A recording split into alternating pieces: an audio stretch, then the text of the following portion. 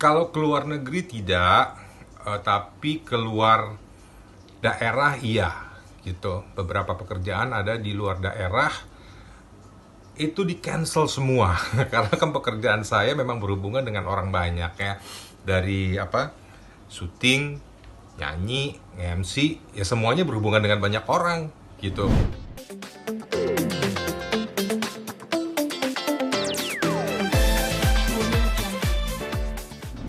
Mas Krisna mungkin tapi pada basicnya tipe orang yang higienis nggak sih? Saya alhamdulillah sangat higienis ya. Jadi saya itu lebih baik mencegah daripada mengobati gitu. Jadi apalagi kan saya juga sudah lumayan berumur.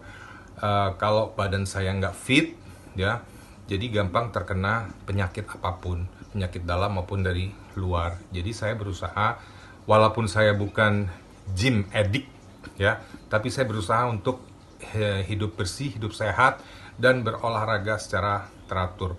Walaupun mungkin cuma sekedar goyang-goyang badan di rumah atau sekedar jalan pagi sambil berjemur di bawah sinar matahari, tapi yang namanya asupan makanan, minuman itu saya jaga banget.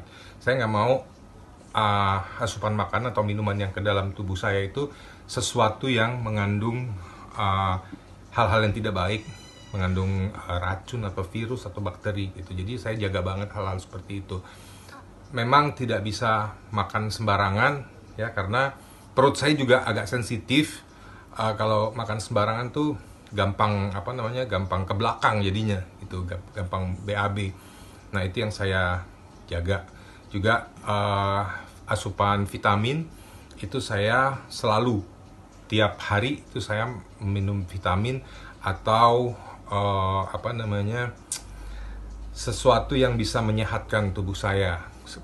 Belakangan ini sebelum ada corona, saya itu udah kebiasaan minum herbal yang namanya saffron gitu dari Timur Tengah. Itu bagus buat kesehatan tubuh kita dan imunitas tubuh kita. Lalu makan kurma pagi hari itu yang ganjil, karena sesuai dengan sunnah Rasul seperti itu untuk kesehatan tubuh kita. Di samping juga memang ada vitamin dari medis ya yang saya minum. Jadi lumayanlah vitamin-vitamin yang masuk dalam tubuh saya itu untuk menghalau virus-virus atau bakteri yang masuk ke dalam tubuh, yang akan masuk ke dalam tubuh gitu. Jadi kebiasaan cuci tangan, kebiasaan mandi, gosok gigi dan sebagainya itu udah saya lakukan dari saya kecil. Kebetulan dari saya kecil memang sudah diajarkan seperti itu.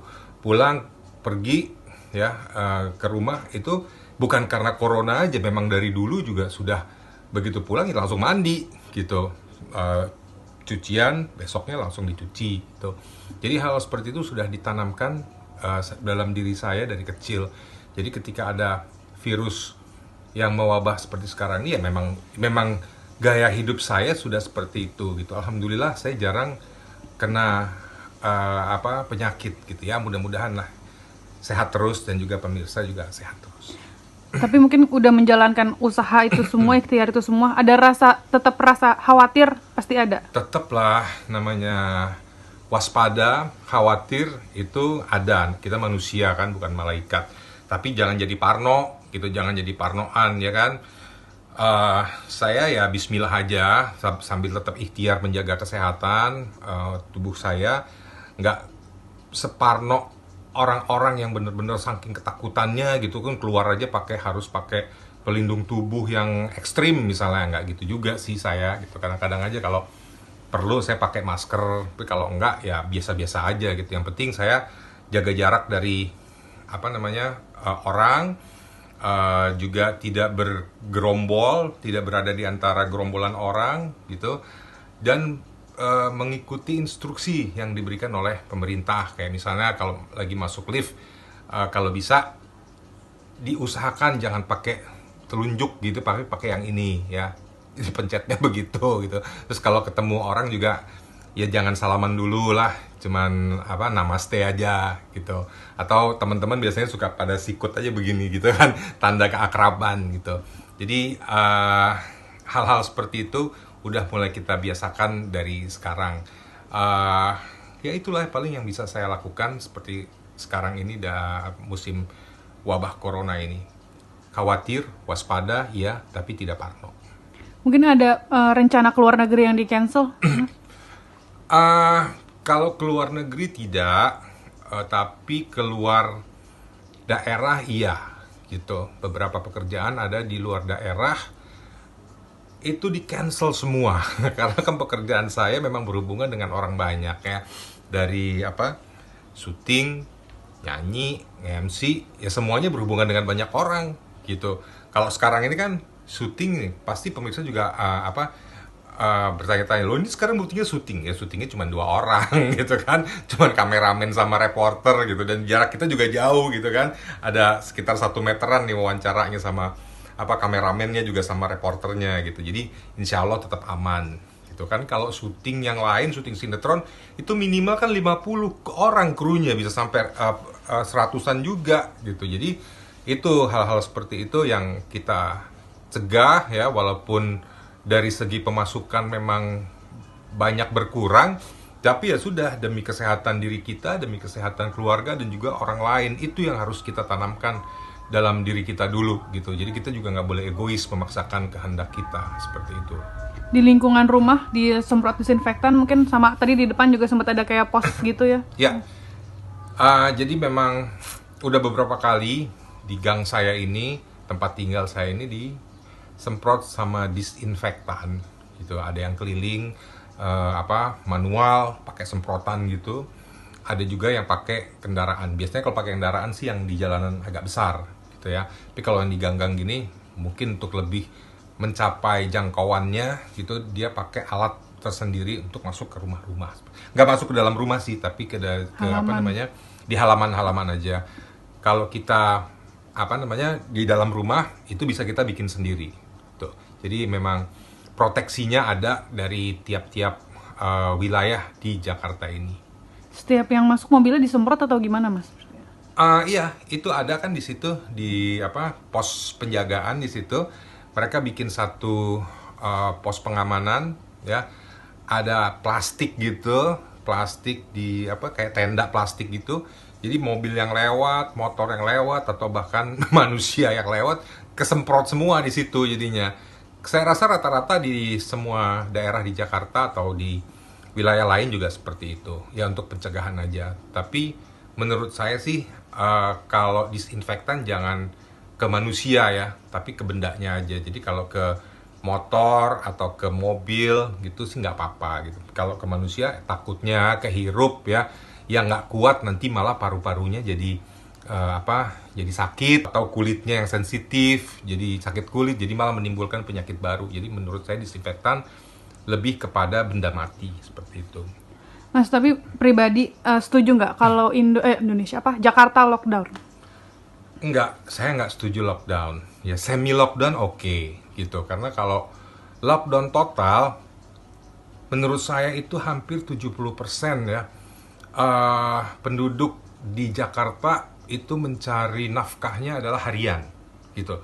Lalu yang harian siapa yang mau nanggung, gitu? Kecuali memang pemdanya mau menanggung itu semua, kehidupan mereka sehari-hari, ya, pasokan makanan, pasokan minuman, lalu ganti rugi dari pendapatan mereka, itu kan semuanya harus diperhitungkan dengan cermat, gitu. Jadi kalau misalnya lockdown mereka tidak dapat ganti rugi apa-apa, kasihanlah mereka, ya kan, masyarakat bawah yang kehidupan sehari-harinya mencari uang dari pekerjaan harian gitu, kayak ojol ya kan, tukang-tukang jualan yang lewat-lewat, itu semuanya kan pendapatan harian bukan bulanan seperti itu. Nah, itu harus difikirkan baik-baik. Jadi menurut saya sebaiknya memang ada kebijakan semi lockdown yang memang masih bisa dijalankan oleh semua orang, jadi tidak merugikan semua orang gitu. Kita bukan Eropa loh yang memang negara maju gitu, atau negara-negara lain yang sudah maju yang memang kalau lockdown ya masyarakatnya juga nggak masalah, karena mereka memang punya pendapatan yang besar, tabungannya juga sudah besar gitu untuk hidup. Sebulan di lockdown ya mereka nggak masalah lah. Kalau kita sehari aja di lockdown, mau dari mana masyarakat kecil itu kan, seperti itu. Tapi bosen nggak di karantina di rumah? 1-2 hari masih oke lah gitu kan, masih bisa WhatsApp-WhatsAppan ya kan, masih bisa YouTube-YouTubean, nonton TV, baca buku dan sebagainya. Menjelang hari-hari ketiga, keempat, gue gerah juga nih gitu lama-lama. Cuman mau keluar juga mau kemana? Mau nonton bioskop tutup, mau ke mall tutup ya kan, mau ke rumah temen juga. Sorry gue nggak terima tamu dulu gitu ya. Jadi memang nggak bisa berbuat apa-apa. Kalaupun saya keluar ya paling cuman buat olahraga aja. Ya sekedar lari pagi itu aja tadi, jalan-jalan, hirup udara segar, dan di jalanan juga sepi, nggak ada apa-apa gitu.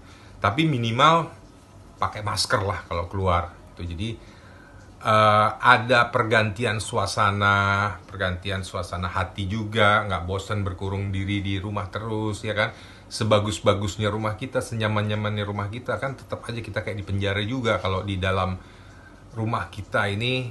Kita nggak bisa ngapa-ngapain kecuali rumah kita rumah super kaya, ada bowlingnya, ada golfnya, ada kolam renangnya, ada bioskopnya sendiri. Itu lain masalah ya gitu. Kita bisa nggak usah kemana-mana gitu, di rumah aja oke lah gitu. Tapi kalau misalnya ya kita memang hidup di Indonesia juga, kita juga hidup sederhana. Rumah kita ya lo lagi yang ditemuin orang-orangnya. Ya bosen iya, tapi mau gimana lagi, kita terima aja keadaan ini sampai corona berlalu gitu.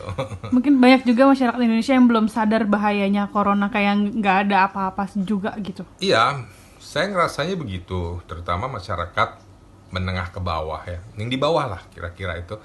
Kalau saya lihat itu masih pada ngumpul-ngumpul, masih hahihi, nggak yang social distancing atau physical distancing gitu. Tetap kayak nggak ada apa-apa gitu. Mungkin karena musuhnya nggak kelihatan kali ya gitu. Jadi mereka menganggap ini Bismillah aja lah, mudah-mudahan gue nggak kena. Jadi begitu. Kalau menurut saya sih, di samping mereka memang harus tetap bermata pencaharian gitu loh. Jadi hal-hal seperti itu ya gimana juga, kita nggak bisa menghindari kenyataan bahwa memang sebagian besar masyarakat kita itu hidup di bawah kesederhanaan gitu.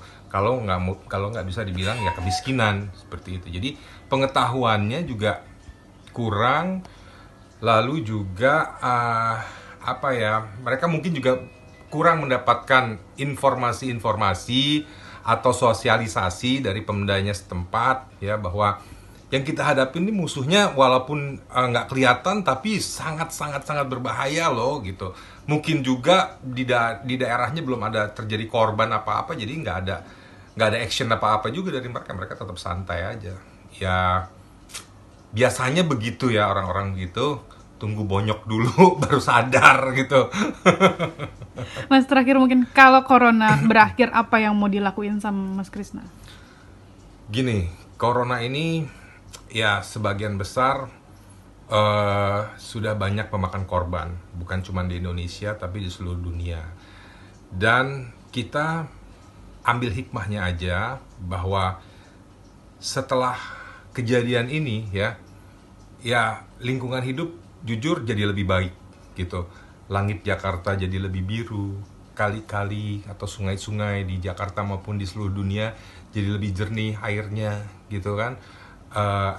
Tumbuh-tumbuhan juga hidup lebih hijau seperti sekarang ini gitu.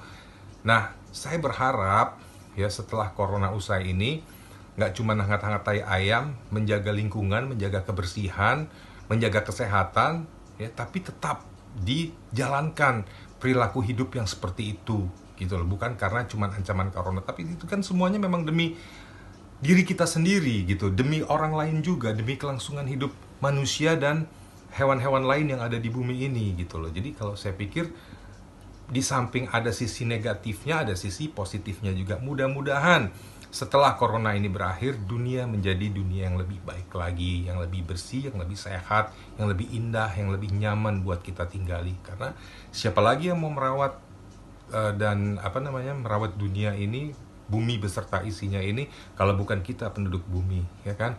Kalau saya sih jujur ya akan tetap berusaha untuk menginspirasi atau mengedukasi atau mensosialisasikan minimal dari medsos saya gitu, untuk orang-orang itu care sama lingkungan dan hidup bersih dan sehat buat diri kita sendiri.